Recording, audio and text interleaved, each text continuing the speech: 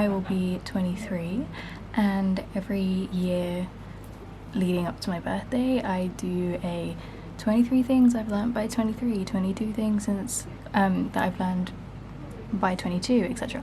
So I wanted to preface this by saying I don't really look at the ones previously ever. I don't really watch my own videos in general, but I don't go back and look, and I think it would be interesting to do that, but I don't, because I feel like what I say now is more relevant to me now, and what I say, like what I might say next year, may be very different, but that's going to be relevant to me then. So, you know, I don't know, I just feel like the things I learn each year are relevant to my life, and I don't really need to look back at past things because I learned that stuff, hopefully, for the most part.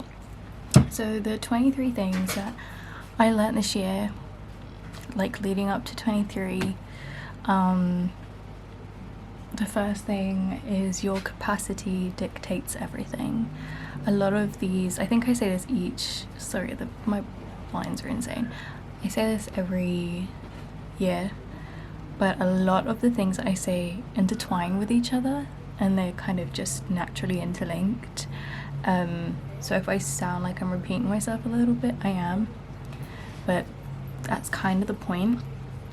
Yeah, your capacity dictates everything. Like if you aren't able to do something, or if you feel like something else that's happening is out of your capacity, like you don't have capacity for that patience or capacity for that tolerance or something along those lines, that literally dictates your life choices. So I do this thing called a capacity roadmap, and it's like, if something is bothering me, I'm like, if by such like a certain point, like I can tolerate this for a certain amount of time, if it continues after that, I'm gonna do XYZ. You can do this for everything, like friendships, relationships, work, financial situations. You know, it doesn't mean that it will solve anything, but having that capacity roadmap is so helpful to set boundaries, because you're like, okay, I'm saying this out loud to myself way before I'm saying this out loud boundary. So by the time I set it out loud, I know internally that this is where I'm at, this is the time I've given myself. I've given myself grace with that period of time, but I've reached my capacity. So yeah, make your own little roadmaps. My capacity roadmap. I tell my friends to make capacity roadmaps, and it actually has really helped them. So I didn't hear that anywhere, I just made it up, but who cares? What is meant for you will not pass you by. I find that no matter what happens, if something is meant for me, it finds me every single time. Like even with work, like I'll have a situation where, because I'm a freelancer, so work in general is very like hit and miss. And again, linking to the capacity roadmap, there was a situation with work where I was like, I cannot tolerate this for another month, and so I just woke up and nothing changed, and I was like, okay, in consequence of my capacity roadmap, I'm gonna just quit, because even though I needed the money, I couldn't tolerate the way I was being treated. And that helped me, because right after that I found my dream job.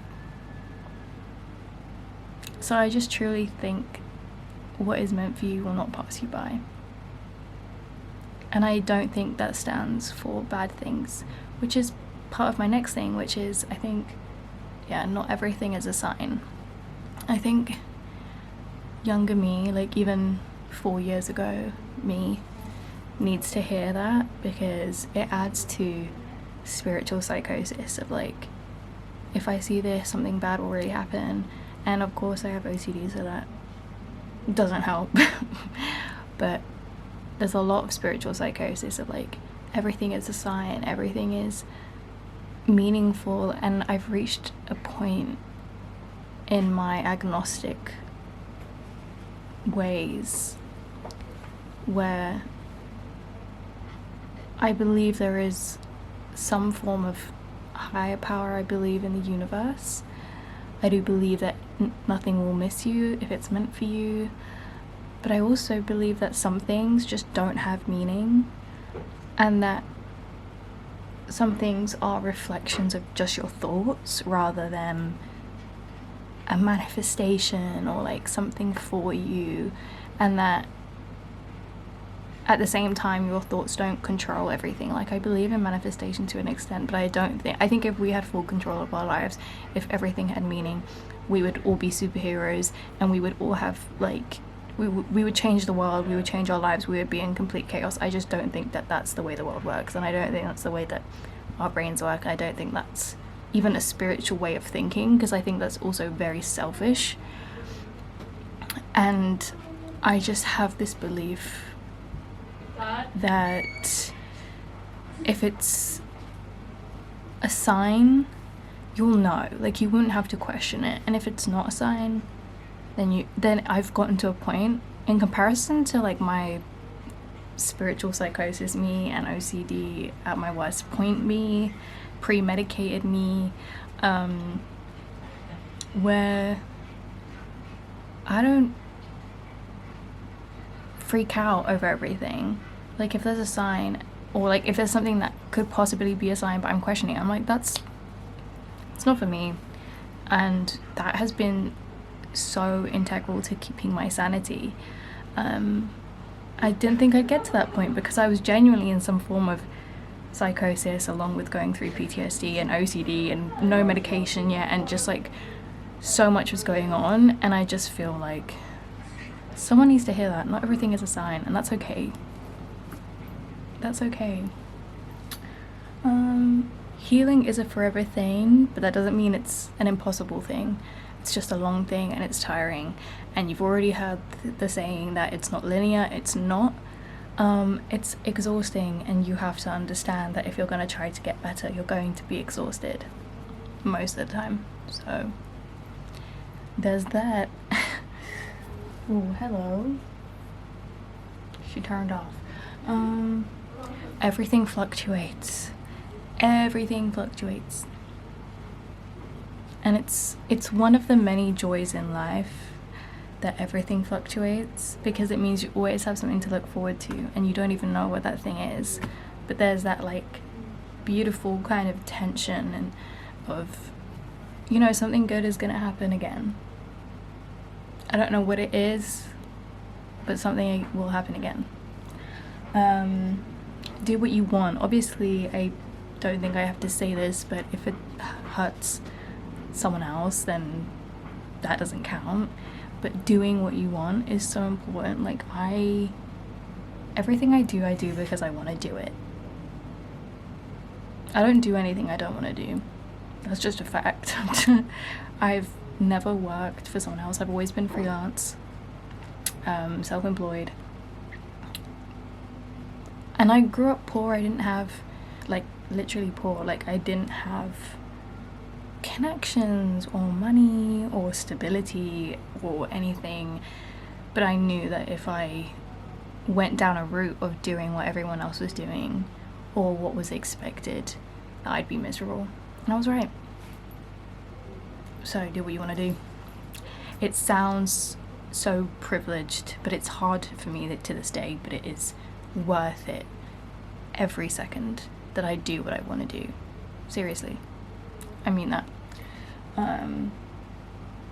In becoming who you want, don't lose sight of who you were and who you are. And I think the primary influence for that was I'm constantly trying to be better and heal, but then there are moments, like recently my debut novel sold out in the first store that it's in.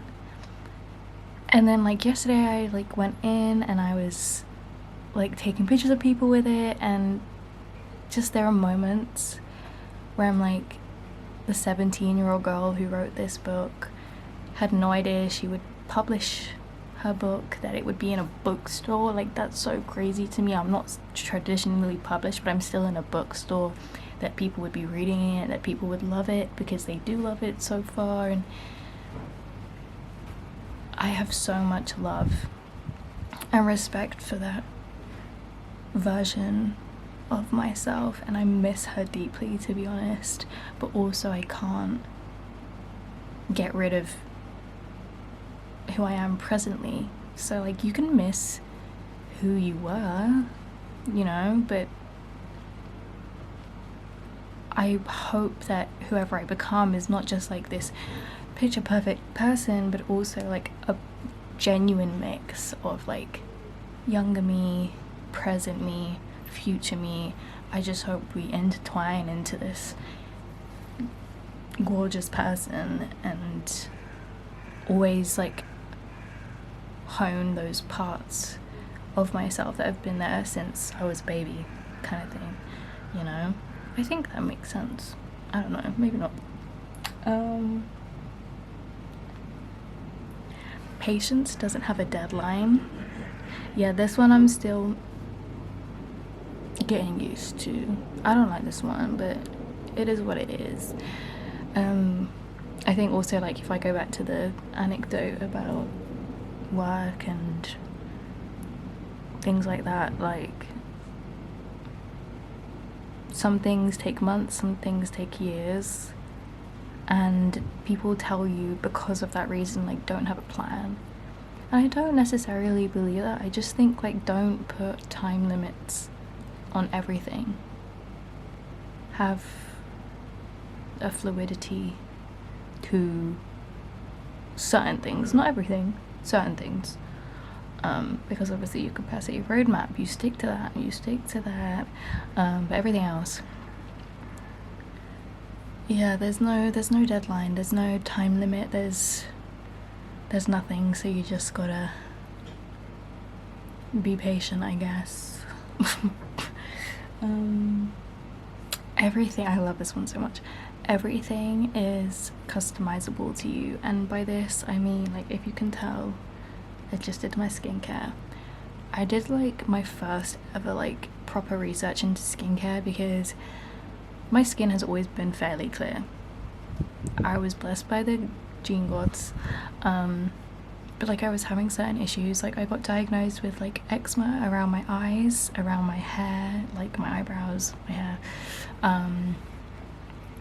and like my skin is so combination, and there were just like certain little things that bug me, and I was just like, there's no, it made me think about the bigger scale of things, and I realized like there's no one way to do something, obviously, but like you'll see these things online and you'll think this is the way to do that, and it may not be the right way for you, but you'll just keep doing it and doing it and doing it. So like I did my proper research, and I came up with like a skincare routine that has been so good for my skin.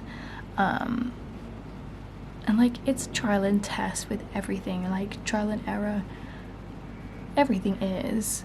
And I don't just mean this in like a skincare way, I mean this with everything, like your little routines and like the way you work and like everything. You need to customize your entire life to fit you, because that's how you live comfortably even when life isn't comfortable, because you have made it a safe space where all your needs are met. So yeah, just like even like with what I eat, like I eat what I love, but I also know that there are certain things that I need to like eat more of, and in general eat more. Not even on purpose, just I work from home, so it's very easy to skip a meal, things like that, and you just have to realize like what is good for you, what your body needs, what your brain needs. And it takes time, but that's kind of part of the joy of it, so take that time, you know. There is time, but there also isn't, and I stand by this.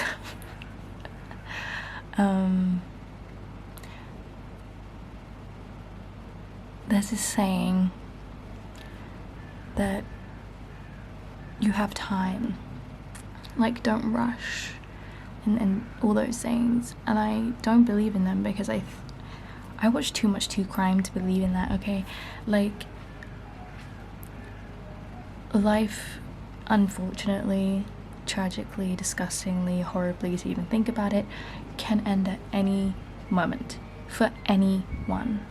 And so I prefer to live in a way of constantly not achieving things, but constantly doing things that I enjoy. And that can be anything. That can be gaming, that can be sleeping, but it can also be like achieving dreams and going out and whatever. Like, it can literally be anything. But I'm never in the mindset of like, oh, we have time, I'll do that later. At the same time, like I said, don't put a timeline on things. It's hard because these things sound so contradictory, but you kind of just have to let things intertwine that way. And I think I said this in my last one, which was two things can coexist, and it's so true. Like, that's always going to be true. And that's something I learned very early on in my adult life, that just two things can coexist, and more things than two things can coexist, and it will be frustrating because those things may contradict each other, but at the end of the day, that's just it. You can't do anything about it, so adapt, essentially. Where are we? Oh yeah, I basically said it, but have a plan, but don't. Like, have a plan of what you want to do. Like, know what you as a human want to do, but at the same time, it doesn't, again, no, don't put these deadlines, don't put these comparisons, don't put these, you must do XYZ by XYZ. Like, that's not how you make a good plan anyway. As someone who has OCD with planning especially, that's not a good plan anyway. The plan is step by step, it's gradual, it's milestones, it's baby steps. Everything is so gradual, so you just need to, you know, like, adapt again to a plan that you don't have full control over. But ultimately, you'll still get where you want to get. But it's okay to, like, let something else steer the wheel for a bit and not have full control over that plan, if that makes sense. Humans are complex. Humans are fucking complex. Like, people have so many sides to them, and you as an individual, like, when you're figuring yourself out, have so many sides to you, to the point where it gets, like, for me, when I think about how many aspects there are to me as a person, I get very overwhelmed, because I'm like, I feel like this identity of mine is not concrete, or, for lack of a better word, identifiable very easily, because I'm so complex. But then I realize, like, everyone's complex. It is what it is. We are just all complex. And I think also thinking that way has helped with two things. One, being more empathetic to people, having a better reaction and response to people. Like, I think I've lost a little bit of fear by understanding that, because, like, for example, this is just an example, but say someone at work is rude to you, my initial reaction is always going to be to say something. I stand up for myself, I speak back respectfully, but I speak back. But in my head, and after the fact, I'm not going, oh, fuck that person, I fucking hate that person. I'm going, that person has some issues and they need to stop taking it out on me. So you just kind of shift your mindset a little bit when you think that way. And also, like, it's helped me do research on things that I never would have done research on before, and try to understand people and things that they've been through that I will never understand, and have no experience of. and probably will never experience. And understanding the psychology of the brain and people in certain situations, and that has been a beautiful thing for me, that has allowed me to be more empathetic, I think. At least I hope so. Fingers crossed.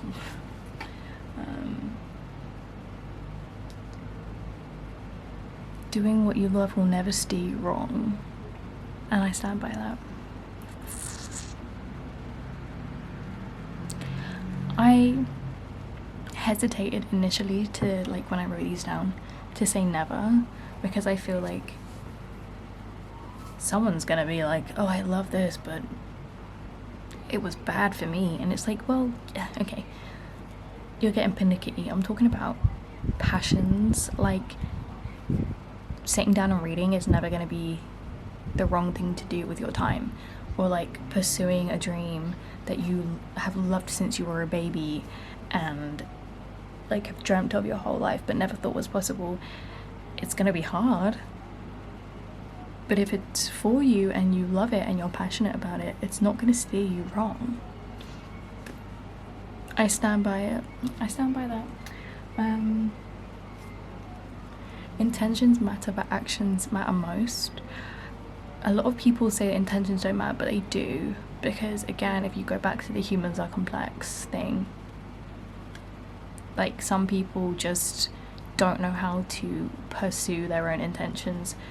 If you do research on people, for example, with autism, like, I think a lot of people in my family are autistic, definitely have ADHD, but I don't think any of them are fully diagnosed. However, I do presently, and have, but continue to do my research to understand that, to open myself up to that, and like, for example, like, I was sick for like 3 weeks, and I get depressed when I'm sick. I get very, very depressed. And my best friend, for example, is like the one person who knows that. So like, if I'm not replying as often, she is aware that my intentions is not to ignore her or to be rude or snappy, but I'm depressed because I'm sick. So intentions are important. However, so are actions. Okay, so if you don't pull through on your intentions, you have to make up for it. Okay, and then learn how to pull through on your intentions. That's just being human. Like, you're not gonna succeed at everything, and you're not gonna make everyone happy, and you just need to learn how to commit to your intentions, basically. But it's a journey. It's a journey. It's not easy, so I'm not trying to say any of this is easy, because it really, if shit was easy, I would never be tired, and bitch, I'm fucking exhausted all the fucking time, so let's not even fucking go there. Oh, I love this one. Finding your things, plural, is more important than finding your thing, singular. And I stand by this. Again, back to the humans are complex. I thought like one thing my whole life would suffice me. I lied, because I'm an adult, and like, I thought that for the majority of like being a kid and being a teen, and then I grew up into an adult and I was like, yeah, no, I love too many things. I love fashion, I love reading, I love coffee, I love skincare, I love true crime, I love my murder series, but I don't like reading murder, and I don't like reading thriller. I love reading romance, but I can't stand watching romances.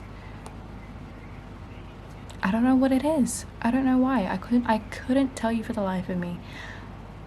But it is what it is. And finding those things, again, customizing those aspects of my life to me, like, I'm not gonna sit and watch something I don't have any fucking interest in watching. I'm not gonna fucking do it. Same with reading. Why would I do that? You are meant to enjoy what you do in life. So I'm going to enjoy everything. that I can, that's in my control, which is not a lot, as my therapists like to remind me. This one fucking annoys me so deeply, but has been a very consistent thing in my life, especially in the last year. It's who you know, not what you know. Mostly, at least. I think what you know is important, but it doesn't get you places. Who you know gets you everywhere. So like, you need to have the skills and the knowledge, you need to have the what you know, but if you don't have those connections, girl, good luck, seriously. And I say that to myself because woof, like, it is hard out here. And I feel sorry for so many, well, even sorry, I just feel like that's not how the world should work. Like, it severely pisses me the fuck off. Alas, here we are. But just, I think especially in the creative industry, holy shit, it is who you know. I watch it every day. I have experienced it myself. It's a pain in the fucking ass, but it's just, the thing is, it could be anyone. It's not even going to be the people that you think. It's going to be random fucking people you meet on a random Wednesday. Seriously. So just put yourself out there, because honestly also, like, those connections have not been connections I've made for the purpose of anything but making those connections, and those connections have been the most successful, loving connections I have. So, but it is who you know. But do it out of genuine connection instead of give me a job, give me the contact of that person. Do you know what I mean?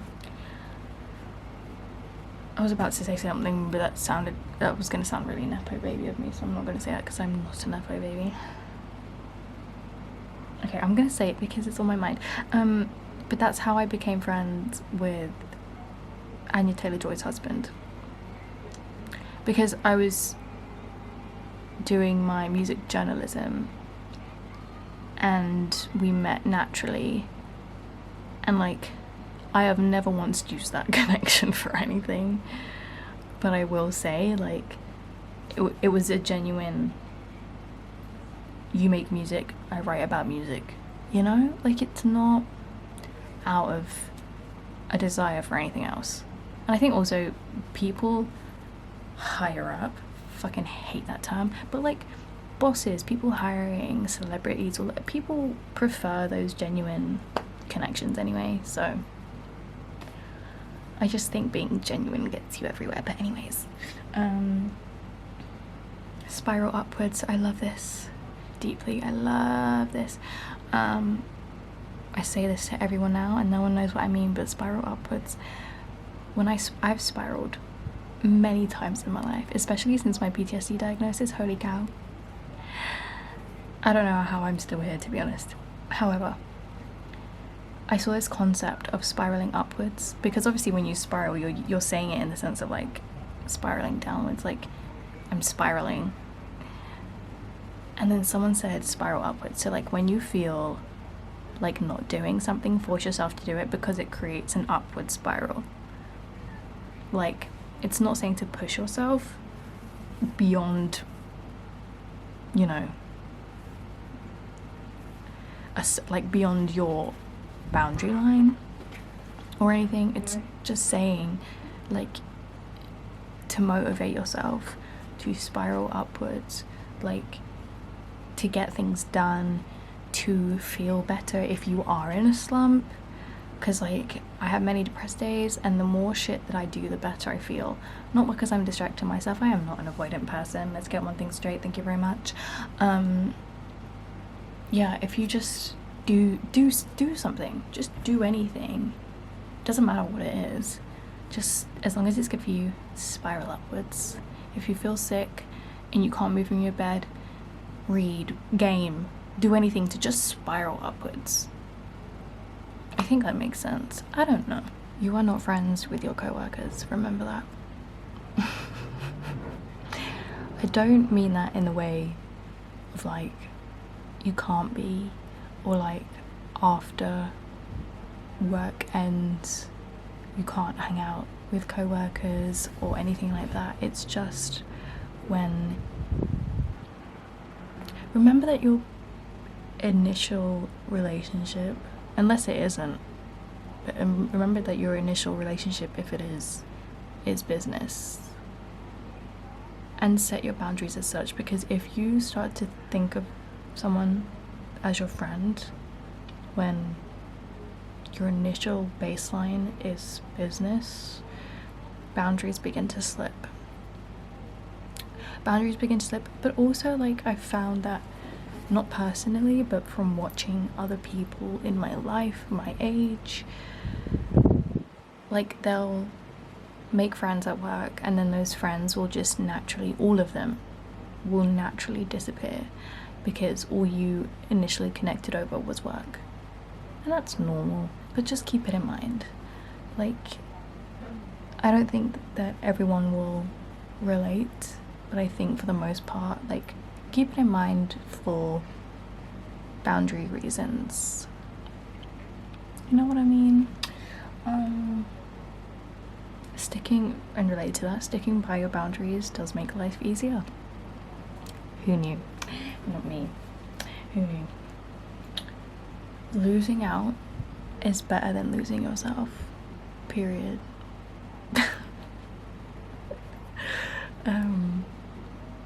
I've never been a person ever to get FOMO. Could never be me. It's not me. However, there are definitely moments where I'm like, do I do this thing? Or do I, like, save myself? Do I sacrifice myself for this thing? It could be as small as, like, an event you're invited to and you're just too tired, like, you're fucking exhausted. Also, like, I'm chronically disabled, so I have to be very wary of things like that, and it happens a lot where I say no because I know I will not make it through the night. Energetically, mentally, physically, all of it. So losing out, big quotation mark. It's better than losing yourself. Who gives a fuck? The fuck am I losing out on? If it's meant for me, it'll find me, period. This one is so weird, but I've been thinking about this for like over a week, every single day. The term, this is not going to make sense for anyone else, okay? The term, my hair is not black, let me explain. Growing up, my mum dyed her hair black and straightened it every day for the majority of my childhood. And then one day I remember she didn't. And I saw her beautiful brown curls and I was like, no wonder I have fucking curls. Like, I was thinking, who the fuck are these from? Because I ain't my fucking dad. And then I saw pictures of my mum when she was younger. Biggest curly hair, literally out here, biggest curly hair ever. I was just like, I think someone recently described my hair as black and it's very clearly brown. But the reason I get so frustrated by small things like that is like, that's not me. That's not my identity, and like, it's not the people around me either, and it's like my identity, my culture, like where I come from and who I come from is such an important, integral part of my life. And I understand that that's not going to be the case for everyone, and that's fine. But it is for me, and for me, like, all of that needs to be known. It's like, my hair is brown, my hair is naturally curly, I have brown eyes, okay? My mouth comes from my granddad, eyebrows, mum. Skinniness, my father. That boy is skinny. Height, dad. My father / his dad, but he died when I was very young, so I didn't really know him, but still, that's where all these aspects of me come from, and I love that, and that's important to me. And I just think, like, that should be important to everyone in a way, but maybe in different ways. But that for me is very important. I found that my identity is very significant to me, my life, my story, more than it ever has been in the past year. So yeah, it's interesting.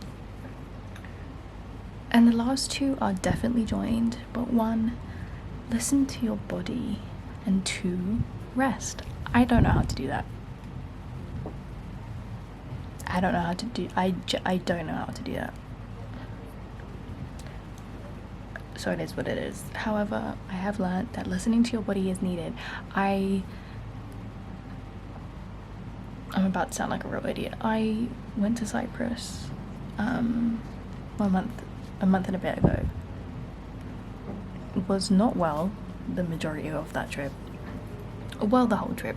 As soon as I landed, I was sick. So I didn't get anything there, I was just sick as soon as I landed. Yeah, just my fucking luck, bitch. Came back home. Didn't feel great. Landed at 2 a.m, went to work the next day. Yeah, as soon as I got home, I was sick again. Of course I was, because I was fucking pushing myself. I didn't rest, I didn't do anything. I had literally been on my feet for like 24 hours, and I thought, yeah, I'll just go to work.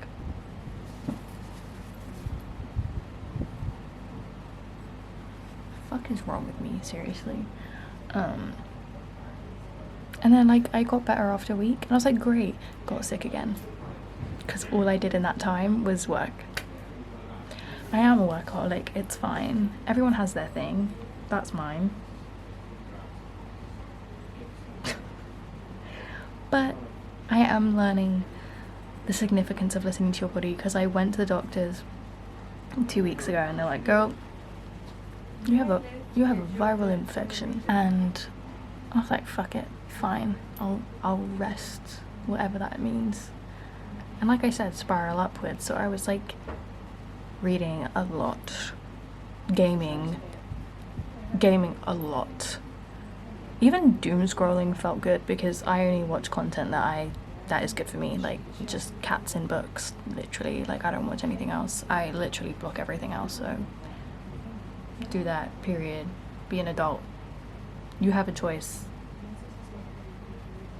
You have control over that one thing, so use it to your benefit, and don't start blaming your phone, because your phone ain't the problem. It's the content you consume. Anyways, so yeah, I did nothing for 2 weeks, essentially. This is the first week as I'm filming this, so like the week before this comes out, that I left the house for 2 weeks, because I had to rest. I was so depressed. I get so depressed when I'm sick, but I was just so depressed, and I was like so ill, and I was so sick of everything. I was so frustrated. I was literally crying like while sleeping, because I was like, my body is so unrested. And yeah, also my holiday wasn't really a holiday. I mean, Greek people would get it. When you go back home to the motherland and you're seeing like your million relatives, and you're there for a short period of time, so you don't really have a break. God. Yeah, it wasn't really a holiday. So like, and then also like from January I've been going to my favorite hotel every month, and like getting a massage, and like doing it just completely by myself, just having like, because I live at home with my parents still, and I work from home, so like I'm constantly in this space. So I was doing that monthly, and then I stopped for a couple of months because I was going on holiday, and I haven't done it because work has been so busy since I got back, and I feel like that was me giving my body a rest, because like I haven't been sick before now since December, and I started doing that in January.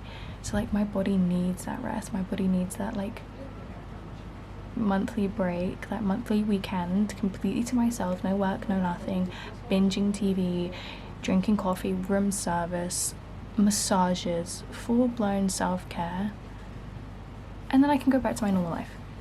And yeah, I just, since not doing that, I've been a mess. it's hard because it's a lot of money, but also like if you have money, spend it. That's something my granddad always says to me. He's like, my papu, he's like, the fuck else are you gonna do with it? You're just gonna die with a lot of money. Don't be fucking stupid. So I live by that too, especially as someone who was poor. And like when I was growing up, I've only really experienced what having money is like in the last 2 years max. It's like, yeah, I'm gonna enjoy this. I have money trauma. I don't like to open my bank account, even though there's a decent amount in there at most times. My brain refuses, but I know I have it, so I will use it. And I'll use it for the right things, experiences, self-care. I'm not stupid with my money. But if it goes towards things like resting, listening to my body, hell fucking yeah, it's an immediate take my money. So yeah, I think this is a lot, and like I didn't expect it to be so long, but I guess it makes sense. It gets longer every year, right? You get older. It's fine, I'm 23, like I can chill the fuck out. And I still look 19. Cut the cameras. I need to go do some little errands. Not errands, tasks. And then I need to sleep because it's 9 p.m. and my bedtime is 10 p.m. on the dot. And then I go and play every single night. This is all you'll find me doing. It's already open. Township. This one right here. Every night. Hey, fuck off. Every single night, brother. I'm a sucker for farming simulators. But 10 p.m. I'm in bed and I'm playing this until I sleep. And I'm watching a crime show in the background. Period. Because that's on what? Self-care.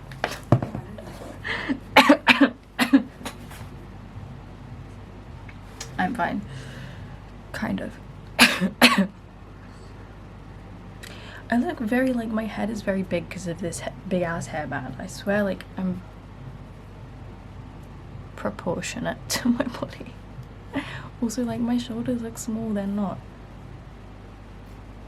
Oh god, anyways. I will see you in my next video. I'm so sorry. If you've watched this all the way through, well done. I don't know how you guys deal with me sometimes. Yeah, I hope you enjoyed this video. I hope to see you in my next one. I love you so much, and I will see you soon.